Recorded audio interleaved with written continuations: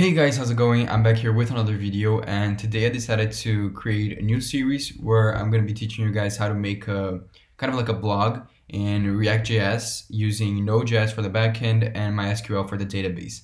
So this was a request by a viewer, and I thought it was an interesting project because I actually had never attempted this before, so I'm going to attempt it right now.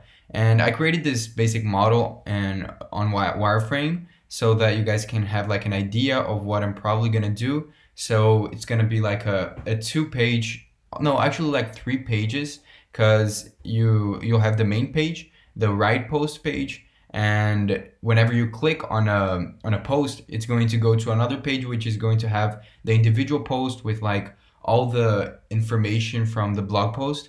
So yeah, this is the basic design. You can see that there's going to be like a scrollable part here in the middle where you can like scroll through all the posts and see what has been added. So for now, I have this empty React application and I already added some stuff. For example, I already divided my project. I created a folder which includes 2 other folders, so the client folder and the server folder. And if you guys haven't watched my CRUD application series, I would recommend watching that first, actually, because I explain why we need to divide into both different directories, and I also go a lot more in depth to the beginner stages of doing such type of application. So in this case, I already created both of them. You can see that in the front end we have React, and in the back end we had Node. I actually haven't added anything to the index.js file in the backend, but you can see that our app.js in the React part of it, it's already empty with just a div saying hey. And I erased all the other unnecessary files and just left these 3 files right here, right? So I'm gonna erase this because we're not gonna use this. And let's start working on a project. So basically what we need to do first is I'm thinking we're going to have a main page. We're going to create the main page component and we're going to add a header to that main page, right? So let's come here and create a folder called pages. And by the way, we're going to be using React Router DOM as one of the dependencies for this React application, which allows us to have different routes in our project. I have made a video specifically about that, so if you guys want to watch it, you can go ahead and do it. So inside of here, let's create the main page.js.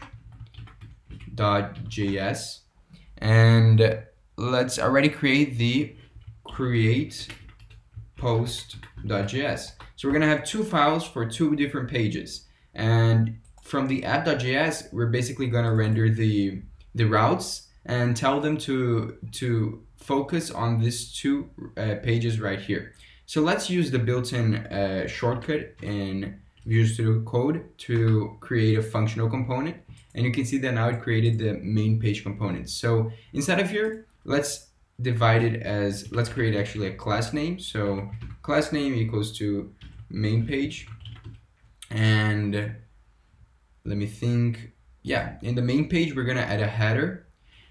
But should we add a header? Actually, I'm thinking maybe we should add the header in the app.js because we want to have a header in both pages, right? So yeah, that's what I'm gonna do. I'm going to create the main page right here, and I'm going to just write a header saying, an h1 saying main page.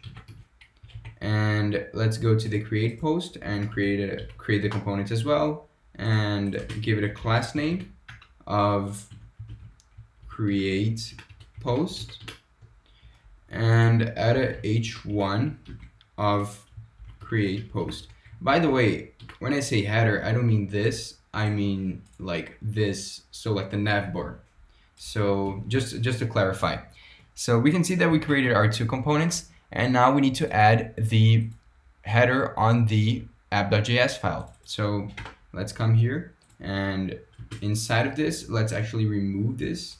And in React, whenever you don't want to have a parent div for your application, you can just create an empty div, which the syntax is like this. So we can add whatever we want inside of here. In our case, let's add a div called header, or no, let's actually call it navbar. So class name equals to navbar. And inside of here, let's add the 2 links, right? So let's add the main page link. So main page, and let's also Ooh, I hate when they do this. And let's also add the other link. So the create post link. Create post. Okay. Let's take a look. You can see that nothing happens because like the two things are in the screen, but we want to make it a lot prettier. So let's go to our app.css file and let me close everything here. And inside of our app.css, I want to call the navbar.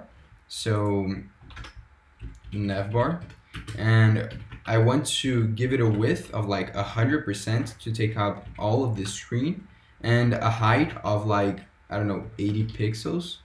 And the background color, I like the color that I used in the wireframe, so I'm gonna use something like that. I think this looks pretty similar, right? So coral. And does it look similar? It's kind of different, but that's okay. So you can see we created a navbar on the top, and for some reason there's like kind of like a padding or a margin right here. So I think this is done by the body, so let me call the body. And let's give it a padding of 0 and maybe a margin of 0. Margin of 0. Yeah, you can see it's working. For some reason it already had a margin, and that caused the words like the weird margin in the left and the right, but now it's fixed. So we have our header, and I want to center all of this inside of this div and kind of change the font for it as well, because I think it will look better. So let me do something here. I want to create a div for the links. So div class name links, because I want to kind of center them together, right? So let me wrap it around a div, and inside of links, which I'm going to call right here, so navbar and links, I want to put it in the middle. However, since this is a div, I need to center it through the navbar. So if I give this a display flex and a justify content, so justify content center and an align item center, I guess it will kind of like work. Yeah, so everything is working. And inside of here, I want to increase the font, so font size equals to, I don't know, like 25 pixels, something like that. I also want the color to be white, yeah, just white. And let's look at how it looks pretty good, right? I just want to add some like margin to them, so let me just grab links and call for all the A, which is all the links inside of all the URL or all the links that are inside of this class. I want to add a margin to them, so margin of like 10 pixels. Let's see how it looks. Okay, looks pretty good, right? I don't like this font, so I'm gonna change the whole font family for our project. There's a font, like a built-in shortcut font in VS Code, which I kind of like. So if I come here and write font family, and I choose the Trebuchet MS font family, you can just copy this, or literally just copy the first one. I think it looks pretty good. Let me refresh this. It's not working for some reason. Let me see why. Let me also bring this here to see what happens.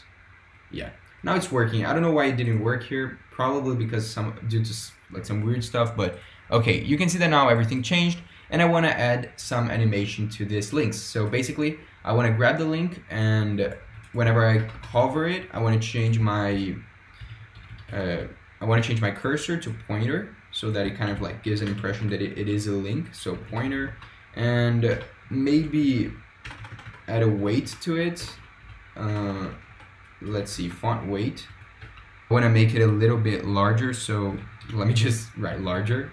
I guess that works. So when no, it actually didn't work. So let me see what's the name for it's bolder. No, let me just write bold, right? So when I hover, you can see that it gives kind of like an animation. It's not perfect, but it's good for this, right? So for now, nothing happens when I click this links. That is because we didn't actually add anything to them. So for example, if we come here and write href and we pass it a link for the main page, and we copy this and pass it a link for the create post. We haven't created this routes yet, but we're gonna do it right now. So create post, you can see that now it changed to this color, and I'm gonna explain you why. Whenever you give it an href, it already has a kind of like a built-in color and decoration to it. So what I'm gonna do is I'm gonna actually copy this, and let's see, you can see it changed the color. So I'm setting every link inside of here to this, and to remove the underline, I'm gonna write font decoration. Wait, decoration. Oh, actually it's text decoration. So text decoration equals to none, right? I guess that will work. Yeah, it worked. So you can see everything is working. When I click here, it kind of renders another page, another route, but since we haven't created the routes yet, there's nothing is happening. So for now, this works. What we're gonna do now is we're gonna implement our React router DOM. So right here in this terminal, I'm running my React application, but I'm gonna open another terminal, and I'm gonna write yarn add React router DOM. So basically in this application, I'm using yarn for some reason. I just realized I installed it with yarn, but if you're using npm, you can just write npm install React router DOM. Works for both of them. So I'm gonna install it, and basically I think it's done. But while it's doing it, I'm gonna import everything from the React router DOM. So in order to import a router, we can write import and write browser router as route and router from React router DOM. So you can see it imported the browser router as these two, like there's a part of the dependency called browser router which has these two functionalities, these two functions or different components called route and router, and we're going to be using those. So for example, I have our navbar right here, and like below the navbar, basically whatever I want to change is whatever is below this. So this is the only thing it's going to change. You might think that we're changing the whole page, but we're not going to render the header twice, the navbar twice. We're only going to change whatever is inside of here. So basically I'm going to create a router, and inside of here I'm going to create different routes. So in route number 1 is going to contain the initial path, so just a simple slash, and I can close this, and I want to create another route which I'm already going to close it and pass it a path. So path equals to slash create post. I just realized that for some reason I wrote slash main page when I should only put a single slash, because this is going to be the initial page, right? So it should be working. If we refresh, for some reason it's saying location of undefined. Let me take a look at why this is happening. Okay, I fixed it. For some reason you gotta import router before route. I actually had no idea. Basically make sure that you do it in this order and it will work. So we have these two routes, and now I wanna kind of like tell it what we want to render if someone tries to reach that URL. So in this case, we're gonna write exact, since this is the main route, and we're gonna write a function called render, and we're gonna pass it the following properties. So we're gonna pass props if we want to pass props to the route, and we're gonna render the main page. So we haven't actually imported the main page yet, that's why it didn't autocomplete, but let's import both pages, right? So import import main page, and from let me grab slash pages slash main page, and let me also import the create post page. So create post.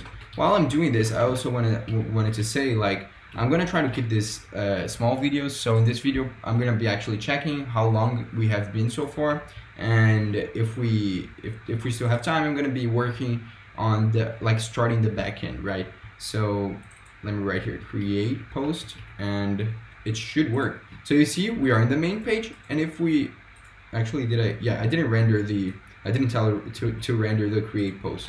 If we copy this and change this to create post, and now we render, you can see we are in the initial path of our website. And if we change this to create post, you can see that now it says create post. If we just put whatever, you can see that it doesn't show anything. Like there's no route called create, so we're not rendering anything. But the nav bar will always be up here. So before we go out and end this video, I actually wanted to finish something. So I want to actually start the index.js file. So we're going to be working on the backend, and I just want to set up the server so that you guys already have some progress on the backend. So I'm going to close my app.js because we're not going to be working with the front end for now, and I'm actually going to be closing our client. And in my project right here, I'm going to close my terminal for the React application that is running. And as you can see, I'm currently in the client folder. So if you're having trouble running your project, just make sure that you're inside of the correct file. So if you want to run the React part of it, go into the client folder and run it from there. So since I was in the client folder, I'm gonna write cd, so change directory, 2 dots. Now I'm outside, and now I want to enter the server folder. And I have already installed everything, as you can see here. I already installed everything in my backend, so I'm just gonna create my Express API. And I guess I already installed Express, right? Yeah, I already installed Express and Node1. If you didn't do that, you can just write again yarn add Express and Node1, or you can do npm install Express and Node1. It works both ways. But I already did it, and we're just gonna go from this point. So inside of here, let's initialize by writing const express equals require express, right? So we initialized our express variable, and now we want to turn it into an app. So const app equals to express, and at the bottom we want to create a constant called port, which is going to represent our port. So our React application is running on localhost 3000. So I think it would be ideal to run our backend in localhost 3001. So 3001. And at the bottom, let's just tell the program to listen to this part. So app.listen, let's call the port. So port, and after this, I want to pass a function. So let me pass a function with the arrow syntax, and after I just listened to everything, what happened? Oh, I didn't do this. Okay. After I listen to the server, I want to console.log the message saying server running on port, and I want to change this string to be a kind of like this kind of quotes, so that I can add a JavaScript variable into this string by using the $sign and the curly braces and writing the variable inside of it. So if you don't know anything about what I'm doing, I also have another series where I'm teaching you guys React, where I'm actually teaching you guys Node and Express from the beginning. I go much deeper into this, but basically now I have my Express server running. And let me try to run it. So if I go node index.js, you can see that it says server running on port 3001. And if I come here and write localhost and change it to 3001, you can see that it says cannot get / which basically means it's running. If you want to check, let's actually just come here and write app.get and put a /, meaning when we reach the route, the initial route, we want to grab a function with require and response and return the message hello world. So if we refresh this, nothing's gonna happen because we didn't put Node1 to work for now. So if we make a change to our server, we actually need to stop the server by writing the Control-C and just running the server again. And now if we refresh this, you can see that it says hello world.